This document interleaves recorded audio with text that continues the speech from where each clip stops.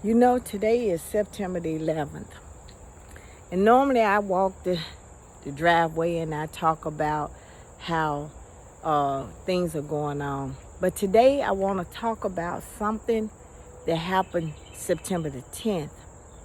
See, September the 11th, this is a good time to talk about it. It's when our country had experienced an attack on Americans. And we as Americans came together on to defend our soul. Today, on this day, President George W. Bush brought the country together on a terrible situation.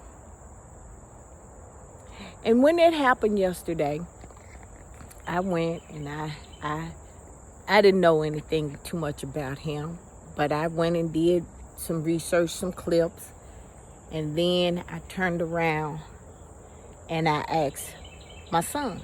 I asked my son, my daughter, and some other folks, what did they think about it? And I got their answer. And then it's one person on my Facebook page that stood out and all. I'm not going to say that person's name, but I am going to say what that person said. That person said that they were heartbroken over the fact of this young man dying, and prayers for his family and his family. And I asked her why, because I wanted to know, just out of curiosity. I wanted to know. And she told me that he was a father, he was a son, he was this, and that, you know, he was a human being, and that we see things, because it's not political, it's not political, but and we see things different. We do. We surely do. I said no, but when I start to think about it, we do. We see things political. And she's a young woman. And I'm explaining why. We are in an age of violence. We are in an age of violence, outspoken violence. See, because now they're declaring war on Democrats and liberals. And see, when somebody do that, they normally go into the black community to do they bid, like they have done in massacre.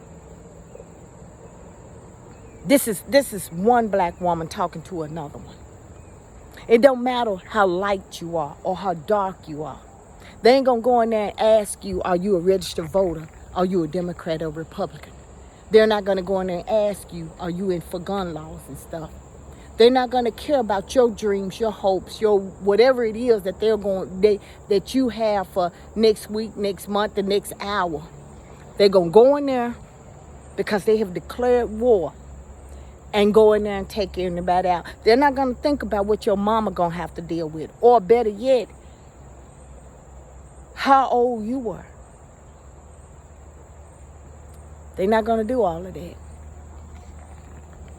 See, one thing I teach my children, and that my pastor taught me, was that life and death is in the tongue.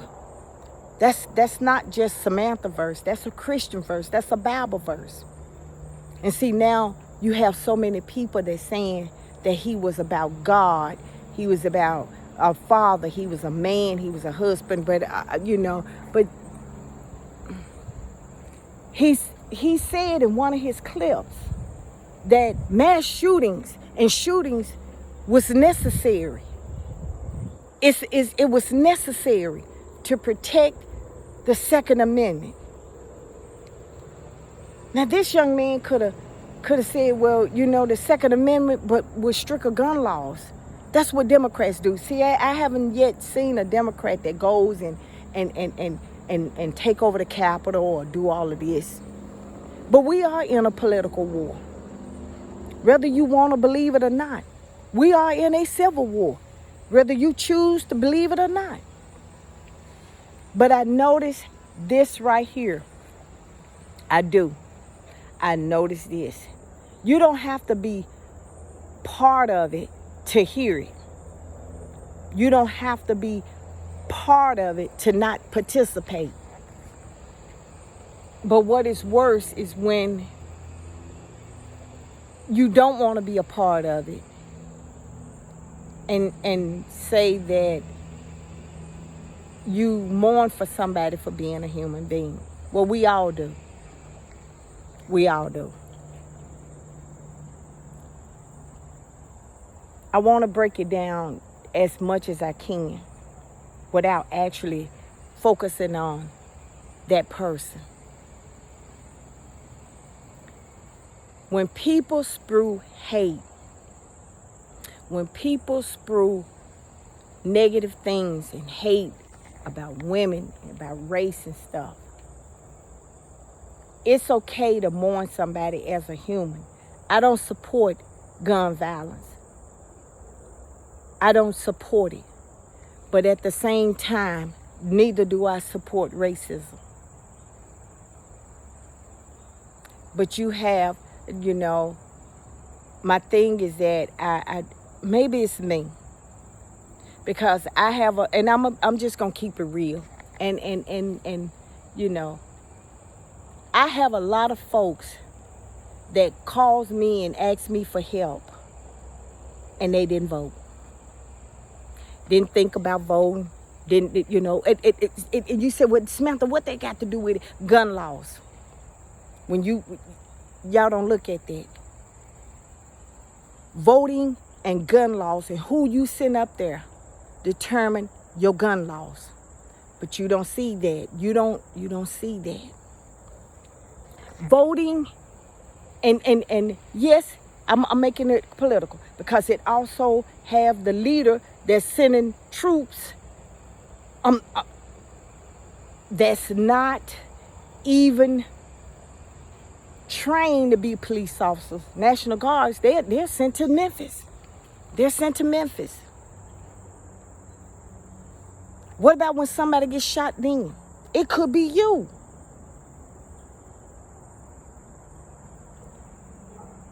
We have so many politicians that are targeting Americans, Democrats, liberal, and I guarantee you they're not going to ask you again for a voter's card or ask you who you're affiliated with, because they're going to automatically think that because you're black, you are a Democrat.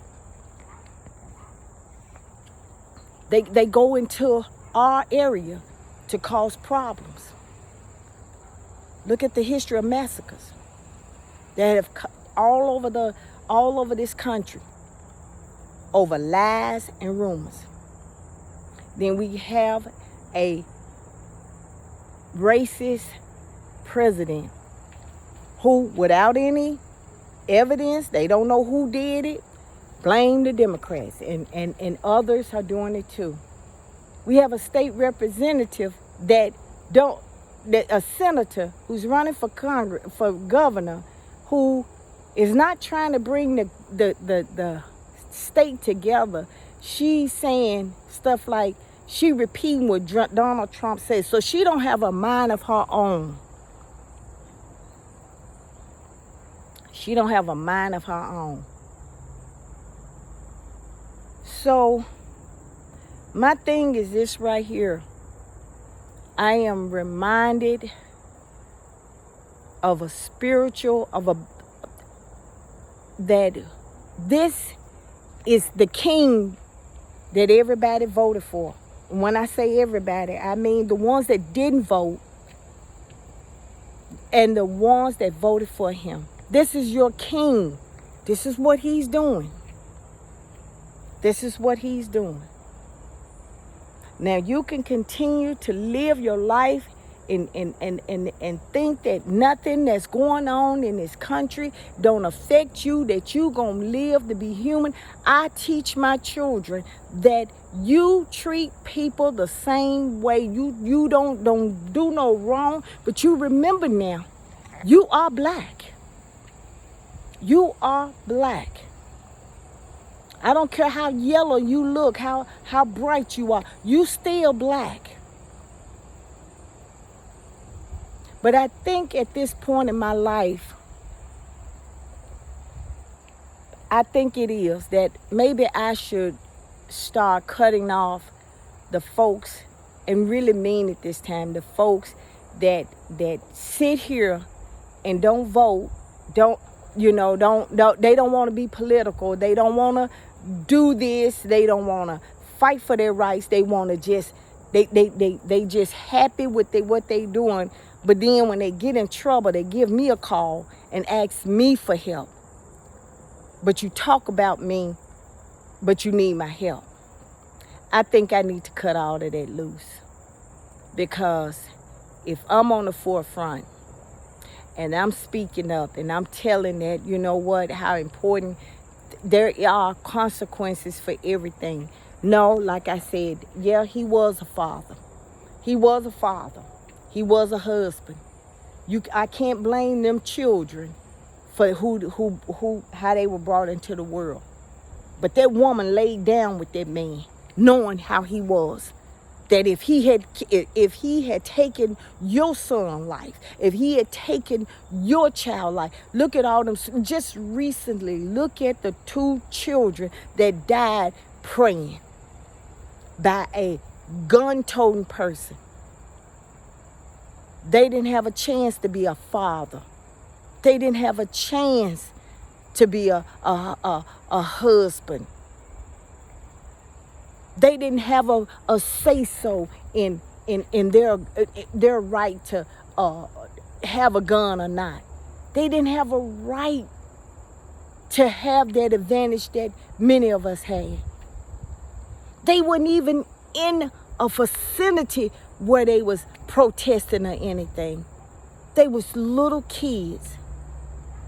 And I didn't hear you say nothing about how heartbroken you were for those children. I didn't hear you say nothing about how heartbroken that they were. They were little children. But this man that spewed hate and racism, you heartbroken about that. And you call him a human, but you never called them children anything else. Some people in this world, you cannot change their mindset until it impacts them and makes them see the world for what it really is. I don't condone gun violence, but yet I'm not finna sit here and be sympathetic to somebody who didn't care if somebody went up in a building and took out a lot of people and said that that's part of protecting the Second Amendment right. To me, that was him. You know what they say, don't just be part of something. Say if you know, what is it? Don't say that you're a part of it, be part of it. How we learn from this? This is a good example of pushing for gun control. This is a good example of being responsible gun owners. Nobody's trying to take your gun, but we don't know what situation that person that did what they did decided to do that. And that's all that has to be said. Now with that ending note, the ones that's declaring war on other people simply because somebody said that it was Democrats. Are you gonna be heartbroken over that? Or you gonna sit here and chalk that up as, well, it is what it is?